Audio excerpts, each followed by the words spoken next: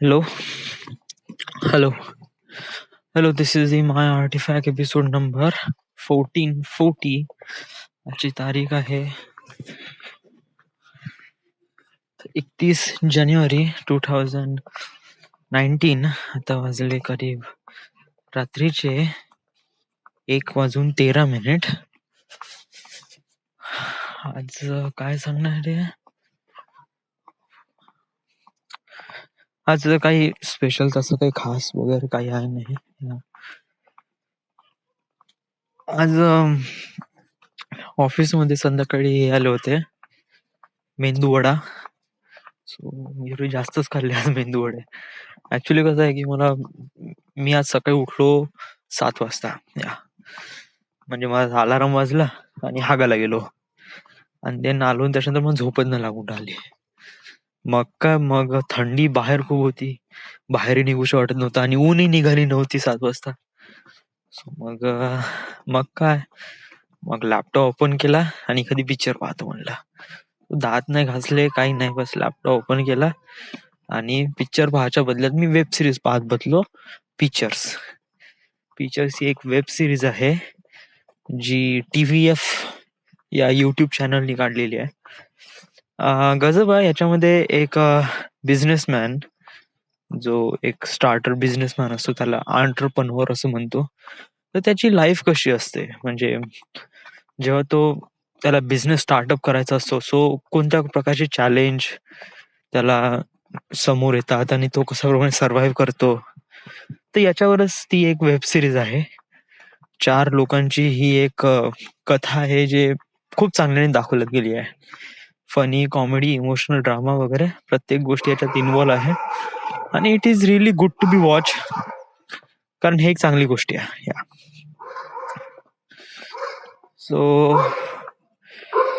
तर मग तेच मी करीब 5 एपिसोड आहे, तर ते पाहत बसलो. तर याच्यातच मला करीब 11:30 वाजले. आणि देन 11:30 वाजता मग मी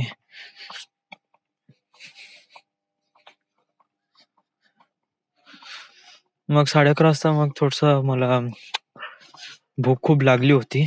आणि ऍक्च्युली मला डव शॅम्पू घ्यायचा होता. काल मी वैभव नाही का, माझा रूममेट, त्याचे मी शॅम्पू वापरलाय, तो डव शॅम्पू. त्याच्यामुळे झाले माझे केस नाही का बिलकुल सकाळी जसे केले, संध्याकाळ ऑफिस खतम होईपर्यंत केस बिलकुल जसे आहे तसे. हे बिकॉज ऑफ दॅट की काल मी जो शॅम्पू वापरला होता, तो डव कंडिशनर शॅम्पू होता. त्याच्यामध्ये कसं आहे की तो कंडिशनर आहे ना, तो केसाला स्टेबल ठेवतो as long as it can, म्हणजे ऍटलिस्ट तरी 10 घंट्यासाठी. जोपर्यंत तुम्ही तुमच्या केसाला छेडत नाही, तोपर्यंत तुमचे केस तसेच राहतात. सो काल मी ते ट्राय केलं आणि इट फील्स रिअली गुड. आणि मला वाटलं का ते घ्यावं लागेल शॅम्पू, तर आज मी तो शॅम्पू घ्यायला गेलो. आणि त्याच्यानंतर मग मी थोडस नाश्ता पण केला, डब्बा यायचा होता ना. सो येस, देन आधी आल्यानंतर मग सारी झोप खूप लागली होती 12 वाजता, बहुत जास्त. So I went to sleep. तर 2:30 वाजता उठलो, पाणी गरम ठेवलं, आंघोळ केली, ऑफिस मध्ये गेलो. आज मी खूप सारं काम नाही घेतलं.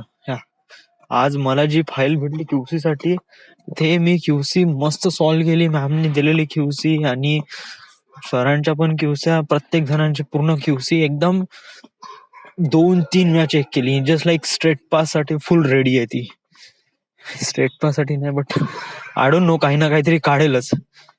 बट मिसिंग तर काही राहणार नाही, एवढी तर गॅरंटी देतो. आणि डोर ओरिएंटेशन वगैरे लाईक मी स्पीडवेवर करीब 2 महिने काम करत आहे. जेव्हापासून स्पीडवे सुरू झाला आहे तेव्हापासूनच याच्यावर काम करून राहिलाय. स्टार्टिंगला करीब 15 दिवस रजिस्ट्रेशन वर काम केलं आणि त्याच्यानंतर मग ड्रॉइंग वर आलो. सो ड्रॉइंग वर काम करताना ऍटलिस्ट मला करीब 2 महिने झालाय. म्हणजे डिसेंबरचा अर्धा महिना आणि जानेवारी कम्प्लीट.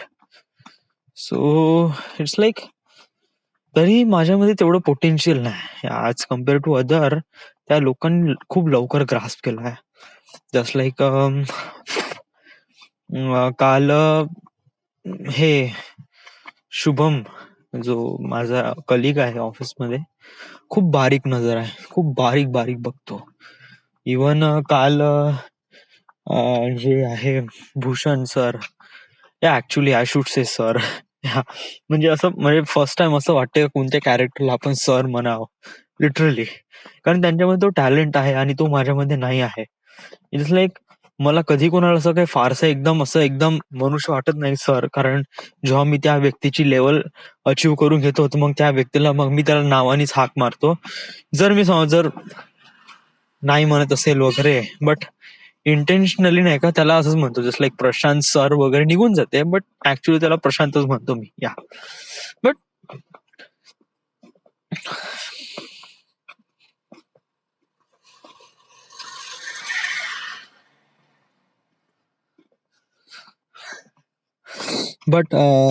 कसं आहे की भूषण सरांनी काल जे किस्सा काढला, इट वॉज लाईक ट्रुमेंडसली, म्हणजे इतक्या बारीक रे बापरे, म्हणजे जस्ट लाईक ची पण गॅप पकडली त्यांनी, म्हणजे जस्ट लाईक बारीक बारीकशी डिटेल काढली, एवढी बारीक डिटेल बापरे.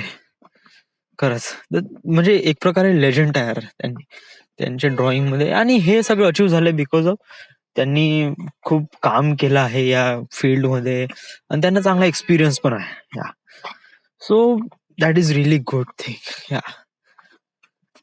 माझ्यामध्ये झालं तशी ते क्युरिओसिटी का तशी एक प्रकारे बारीकनेस येऊन न राहिली.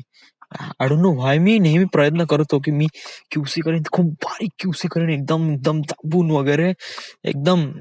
तरी सारे त्याच्यानंतर बारीक क्यूसी केल्यानंतरही पुन्हा एक सिनियर येतो आणि पुन्हा 2-3 क्यूसी काढून देतो. अरे यार क्या हो गया माझी. त्यावेळी माझी फाईल नाही का नेहमी चेक करून घेतो सिनियर्स कडून, प्रत्येकाकडून जो अवेलेबल असेल. अविनाश असेल अविनाश, भूषण असेल भूषण, प्रत्येकाकडून बघा तुम्ही फाईल, अजून काढा तुम्ही असेल तर खतम करून टाकू, इथेच कहाणी. सो सो आज मला जो एरिया भेटला होता तो माझ्या एंडनी तो पूर्ण सॉर्ट आउट केलाय, माझ्या आणि सरांच्या एंडनी आणि प्रत्येकाच्या एंडनी. बट तरी पाहू आता PMC ला सेंड केला, तर आता त्याच्यावर पाहू का आता काय होईल ना कसं होईल. But till then everything is fine. या पुण्यासाठी माझी जे क्युरिओसिटी आहे, तर आज मी थोडासा विचार केला याच्याबद्दल. थोडसा म्हणजे कसा विचार केला, थोडसा आपण एक राऊंड मारून येऊ. ओके, राईट नाव मी ऑफिसमध्ये काम करतो ऍज अ कॉन्ट्रॅक्टर बेस. म्हणजे मी PMIचा पार्ट नाही, मी एक प्रकारे एक यशस्वी एक ग्रुप आहे, ग्रुप नाही यशस्वी एक स्कीम आहे. या स्कीम नुसार काय करतात की ते एम्प्लॉईला पैसे पाठवतात. म्हणजे कसं आहे की ऍक्च्युली एक कंपनी एम्प्लॉईला हायर करते, बट त्याचं ऑफिशियल रजिस्ट्रेशन त्या कंपनीमध्ये नसते. त्या एम्प्लॉईला सॅलरी वगैरे भेटते ऑफकोर्स, आणि ती सॅलरी भेटते कंपनीकडून नाही भेटत, ती सॅलरी भेटते यशस्वी ग्रुप मधून. यशस्वी एक प्रकारे ग्रुप आहे, तिथून या सगळ्यांना म्हणजे कन्सल्टंट वाल्यांना सॅलरी मिळते. आता हे कन्सल्टंट काय आहे आणि कंपनीमध्ये असलेले एम्प्लॉई यात फरक काय. सो इट जस्ट लाईक जेव्हा नाही का हे रिक्रुटमेंट प्रोसेस करतात ना, आता रिक्रुटमेंट प्रोसेस मध्ये काय असते की जर कोणता व्यक्ती वर्ष खतम होत नाही तरी तो जॉब सोडून देतो, कारण जॉब मध्ये बॉन्ड पेपर तर साईन करून घेत नाही, अनदर दॅट की ओरिजिनल डॉक्युमेंट पण मागत नाही, अनदर दॅट की पैसे पण मागून राहिले. जर आपण या 3 पैकी सिक्युरिटीसाठी आपण कोणत्या कंपनीने या 3 सिक्युरिटीसाठी या कोणत्या गोष्टी मागितल्या, तर जो कोणी बंदा तो कंपनी जॉईन करायची का 10 विचार करेल. जर कोणती कंपनी विदाउट डॉक्युमेंट तुम्ही या आणि काम करा, आम्ही तुम्हाला सॅलरी देऊ, या सो या कंडिशनवर कोणती कंपनी राजी होत असेल ना, तो एम्प्लॉय फटाक्स येऊन जाते, तो विचार नाही करत, चलो करून घेऊ आपण काम, 6 महिने काम करू, खतम करून टाकू कहाणी. सो याच उद्देशाने कंपनीने नाही का आपल्या स्वतःसाठी एक सिक्युरिटी बॉन्ड क्रिएट केला स्वतःसाठी, की जो व्यक्ती ऍटलिस्ट 1 किंवा 1.5 वर्ष कंपनीमध्ये काम करून राहिलाय कंटिन्यू ऍज अ कन्सल्टंट काम कर, मग 1-1.5 वर्ष झालं का मग चलो बा, या व्यक्तीपाशी हॅड इनफ स्किल आहे आणि आता याला परमनंट करण्याचे चान्सेस आहे, आपल्याला वाटू शकते का हा बंदा ऍटलिस्ट 2 वर्ष टिकू शकतो, तर मग त्या बंद्याला परमनंट करते. सो राईट नाव मी कन्सल्टंट आहे, म्हणजे राईट नाव मी कन्सल्टंट म्हणजे म्हणजे PMIचा एकदम एम्प्लॉई नाही आहे मी. सो इव्हन समजा जर मी इथून सोडून राहिलो आहे तर मला इथून एक्सपिरियन्स सर्टिफिकेट भेटेल, बट आय डोंट थिंक का मला ते कंपनीचं भेटेल का नाही भेटेल, आय डोंट नो. म्हणजे मला असं वाटते म्हणजे मला एवढं वाटते, म्हणजे मी चूक पण राहू शकतो या अशा बाबतीत, की समजा जर मी इथे पुन्हा 1 वर्ष काढलं, पुन्हा 1 वर्ष तर मी तोपर्यंत हे तर बनूनच जाईल परमनंट बनलं, त्याच्यानंतर मग मी जॉब सोडला तर माझा 2 वर्षाचा एक्सपिरियन्स काउंट होईल दुसऱ्या कंपनीमध्ये, ज्या कंपनीमध्ये मी रिक्रूट करेल त्या कंपनीमध्ये, राईट. तर त्याच्यामध्ये माझी सॅलरी वाढेल, दॅट्स ग्रेट. त्यात दुसरी गोष्ट, समज जर मी इथून 2 वर्षांनी जॉब सोडून राहिलो आहे, 1 वर्षाने, सॉरी 1 वर्ष झालंच आहे, 1 वर्षाने जॉब सोडून राहिलो आहे, तर मी परमनंट होऊन जाईल तोपर्यंत. तर माझं एक्सपिरियन्स लेटरवर नाही का कंपनीचं नाव राहील, राईट. आणि त्याच्यानंतर मला सॅलरी स्लिप पण भेटेल. As a consultant we don't get salary slip, but when we get permanent तर आपल्याला सॅलरी स्लिप भेटेल. आणि सॅलरी स्लिप भेटल्यानंतर म्हणजे एक प्रकारे एक फॉर्मर एम्प्लॉय म्हणून मी शायद एक प्रकारे लागू शकतो, म्हणजे आहे असं मी स्वतःला रिप्रेझेंट करू शकतो त्या एक्सपिरियन्स सर्टिफिकेटवर. सो म्हणजे हा विषय चुकीचा पण असू शकतो मला असं वाटत नाही का बिलकुल करेक्ट आहे म्हणून, हा विचार चुकीचा पण असू शकतो. आता Y say something like that, की जर मला पुन्हा 1 वर्ष काढायचं आहे, म्हणजे पुन्हा माझ्या फिल्म करिअरला पुन्हा 1 वर्ष delay. So is it really good?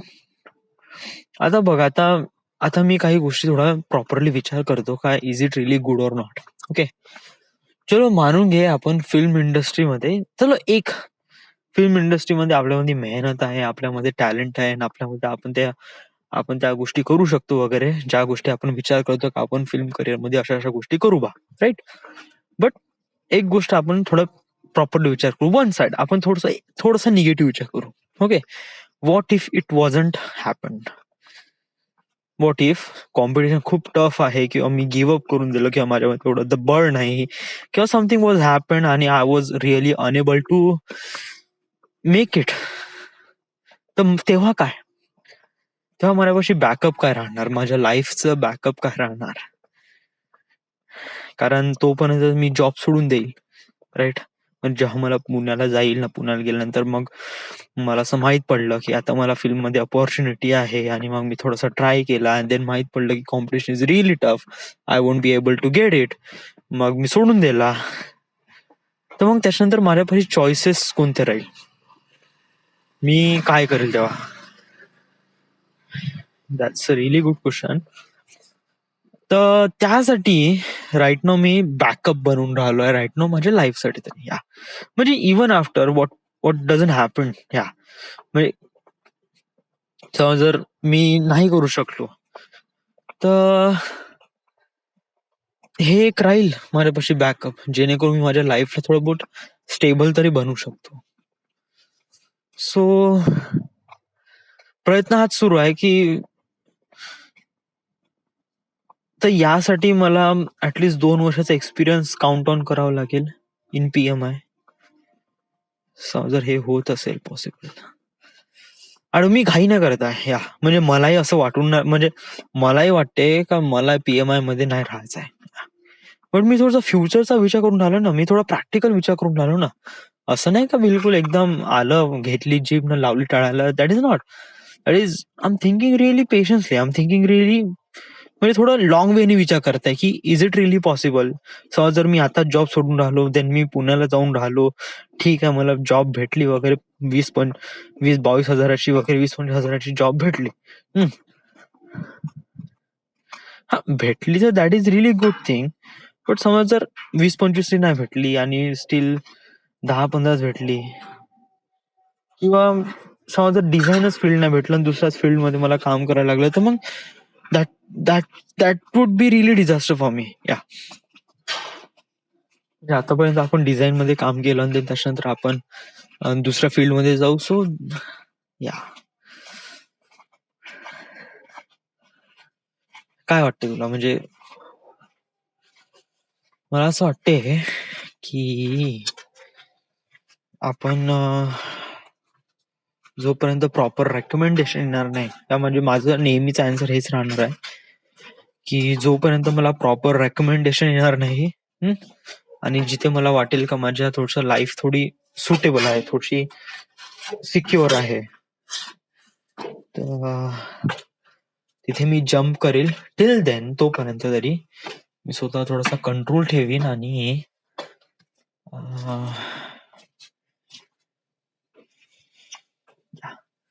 म्हणजे आम रिअली, म्हणजे मी खूप भिवून राहिलो या गोष्टीसाठी. ही अशी गोष्ट आहे का एकदम तडक्याफडकी नव्हत. इट्स लाईक खूप साऱ्या गोष्टी डिस्कस करून प्रॉपरली मॅनेज करून घ्यावं लागतो. स्टील प्रयत्न सुरू आहे, करू काही ना काहीतरी जुगाड. टिल देन, तोपर्यंत everything is good, everything is fine. This it is that. This is the My Artifact episode number 14 right now. We are at Nagpur, Maharashtra. Thank you.